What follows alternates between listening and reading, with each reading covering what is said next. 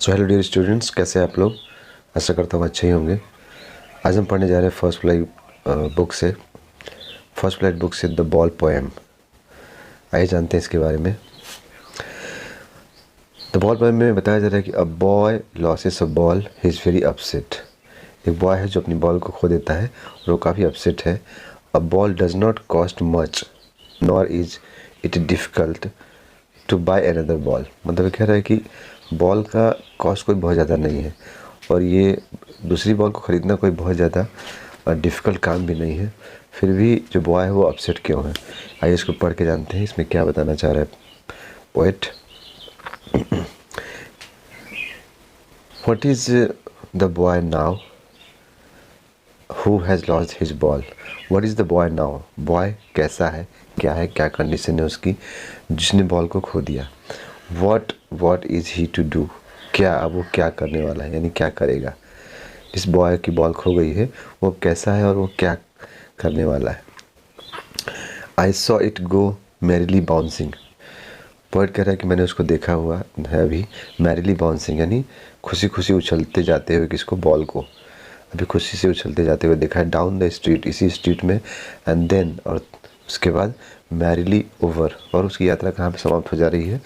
There it is in the water, और वहाँ जाके पानी में वो गिर गई है बॉल। तो मैंने अभी उसको खुशी खुशी बॉल को, यहाँ पे वो इसको इमेजिन कर रहा है कि बॉल खुशी खुशी जा रही है और वो जाके वहाँ पे पानी में गिर गई है।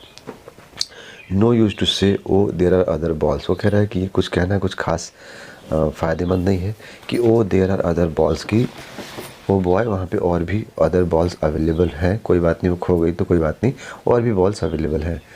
N ultimate seeking grieve fixes the boy. इसके बाद वो कह रहा है कि एक अल्टीमेट यानी एक बहुत ही अल्टीमेट जिसकी सीमा ना हो, शेकिंग ग्रीफ यानी बहुत ही ज़्यादा हिला देने वाला जो दुख है, फिक्सेस द बॉय के साथ जुड़ गया, यानी बॉय बहुत ही ज़्यादा ग्रीफ में है, बहुत ही ज़्यादा दुख में है। ठीक है। एज ही स्टैंड रिजिड, और वो बिल्कुल वहाँ पे अपनी जगह पर रिजिड खड़ा हुआ है।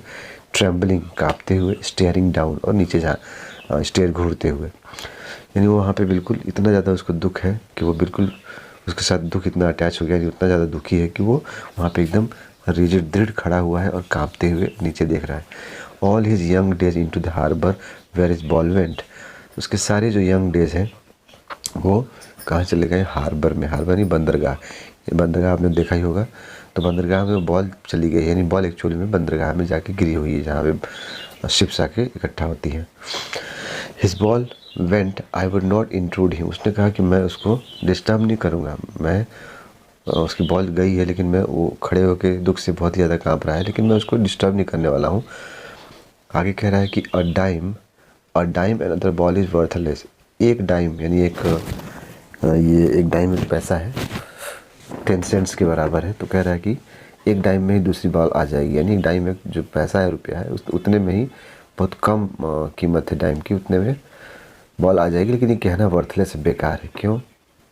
क्योंकि कह रहा है कि now he senses the first responsibility. वो कह रहा है कि इस समय उसको फर्स्ट रिस्पॉन्सिबिलिटी, इस बात की रिस्पॉन्सिबिलिटी यानी जिम्मेदारी उसको पता चल रही है कि in this world of position, जहाँ पे पूरी दुनिया में लोगों को पोजीशन का नशा रहता है कि मेरी चीज़ ये है, मेरी चीज़ ये है, मेरी चीज़ ये है, ये सब लोगों को ये समझ में आता है कि मेरी क्या चीज़ है, उसकी एक रिस्पॉन्सिबिलिटी होती है। तो इस वर्ल्ड ऑफ पोजीशन में उसको भी ये रिस्पॉन्सिबिलिटी समझ में आ रही है कि people will take balls and ball will always lost always little boy. मैंने ये छोटे बच्चे से कह रहा है कि ये बॉल, पीपल जो है वो बॉल लेंगे और उनकी बॉल खोती रहेगी। यानी बॉल को एक सिंबॉलिक के रूप में ले रहा है कि यानी इस दुनिया में बहुत सारी चीज़ें आती रहेंगी और जाती रहेंगी, हम खोते रहेंगे। And no one buys a ball back, money is external. कह रहा मनी जो है एक एक्सटर्नल चीज़ है, एक ऐसी चीज़ है जो एक मटेरियलिस्टिक थिंग है, यानी और चीज़ें खरीदी जा सकती हैं लेकिन एक्चुअल में इमोशन नहीं खरीदे जा सकते हैं। तो कह रहा है कि मनी एक्सटर्नल है और बॉल आती और जाती रहेंगी, आएंगी बॉल आपके पास, यानी कोई भी सामान आप लेंगे और वो खो जाएगी, लेकिन no one buys a ball back, आपके लिए कोई भी वो ख़रीद के वापस नहीं देगा। इसलिए ये कहना कि और भी बॉल है मैं आपको बॉल दे दूँगा, ये मैटर नहीं करता, क्योंकि आपको ये रिस्पॉन्सिबिलिटी समझनी होगी। He is learning well behind his desperate eyes, यानी अपनी वो डेस्परेट आइज़ यानी अपनी परेशान आँखों के पीछे, दुखी आँखों के पीछे वो सीख रहा है। क्या सीख रहा है? द एपिस्टेमोलॉजी ऑफ लॉस, यानी लॉस का जो नियम है कि मतलब हमसे लॉस होता है, कोई भी चीज़ खो जाती है तो उसका लॉस हमें महसूस होना चाहिए। This is the epistemology of loss and how to stand up, और उसके बाद हमको वापस कैसे स्टैंड अप होना है, कैसे हमको ओवरकम करना है, रिसाइलेंस करना है। Knowing what every man must one day know, कि हमको ये जानना है कि हर व्यक्ति को, हर एक मैन को एक न एक दिन ये बात समझ में आनी चाहिए कि हमें क्या रिस्पॉन्सिबिलिटी होती है, किसी चीज़ का लॉस क्या होता है, लॉस हो जाने के बाद भी हमको आगे बढ़ना है और उस चीज़ से फिर से पार पा के नई चीज़ों के लिए हमको नए तरीके से काम करना है, यानी उसको भूल के। And most know many days, और बहुत लोग बहुत दिनों में इस बात को समझ पाते हैं, हाउ टू स्टैंड अप, और कुछ लोग जो है कि एक दिन में ही समझ जाते हैं। यानी कह रहा है कि man must know one day know, एक ना एक दिन व्यक्ति को पता चल जाता है, और कुछ लोग बहुत दिनों में यानी बहुत ज़्यादा लॉस करने के बाद समझते हैं। तो वही इस बात को समझाना चाह रहे हैं कि ये जो है इस बॉल को खोने से बच्चा जो है वो नए रिस्पॉन्सिबिलिटीज़ और नए इस दुनिया के नियमों को सीख रहा है। सबसे पहले पोएटिक डिवाइसेस है जिसमें देखेंगे व्हाट और व्हाट, दो लाइन में व्हाट और व्हाट से दो लाइनें स्टार्ट हो रही है।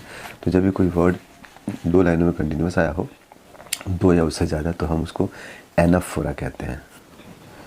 ठीक है, उसके बाद हम देखें कि यहाँ जो बॉल का यूज किया है पोएट ने, वो एक्चुअल में बॉल एक सिंबल के रूप में है। कई बार आप देखेंगे कि बॉल के थ्रू वो अन्य चीज़ों की रिस्पॉन्सिबिलिटी को बता रहा है, बॉल के द्वारा वो अदर चीज़ों को बता रहा है कि अन्य चीज़ें जब खो जाएंगी तो कोई भी दुनिया में उसको ख़रीद के नहीं देगा। तो बॉल को एक सिंबल के रूप में यहाँ पे दिखाया गया है। तो यहाँ पे सिंबलिज्म का एक दूसरी पोएटिक डिवाइस है। इसके बाद देखेंगे तीसरा इसमें तो आ रहा है आपका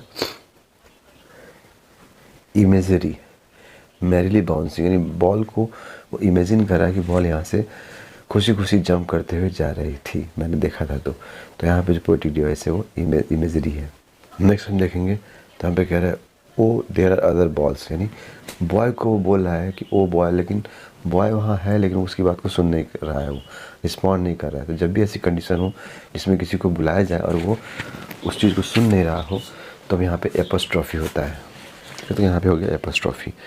नेक्स्ट अगर हम देखें तो ऑल हिज यंग डेज, कह रहा है कि उस बॉल के साथ जितने भी जुड़े हुए उसके बचपन के दिन थे वो सब हार्बर में चले गए। एक्चुअल में बॉल गई है हार्बर में, लेकिन वो बॉल से कनेक्ट कर रहा है उसके यंग डेज को। इसका मतलब यहाँ पे मेटाफर हो गया, कंपेयर तो किया जा रहा है लेकिन वो एक ही में मिक्स करके ऐसा कंपेरिजन है जो एक दूसरे में कन्वर्ट हो गया। तो यहाँ पे हो गया मेटाफर। नेक्स्ट हम देखें no one buys a ball back, यहाँ बी साउंड जो है वो परमानेंट हो रहा है, रिपीट हो रहा है। तो यहाँ पे हो गया आपका एलिटरेशन। जब भी सेम साउंड से रिपीटिशन हो रहा हो तो हम उसको एलिटरेशन कहेंगे। Learning well behind his desperate eyes, इसमें अगर हम देखें तो ई साउंड काफ़ी परमानेंट हो रहा है हर वर्ड के बीच में। तो यहाँ पे ई एक वॉवेल है, इसलिए यहाँ पे एसोनेंस होगा, यानी सेम वॉवेल अगर वर्ड के बीच में बार बार रिपीट हो रहा हो तो यहाँ पे एसोनेंस होगा। तो ये था ओवरऑल।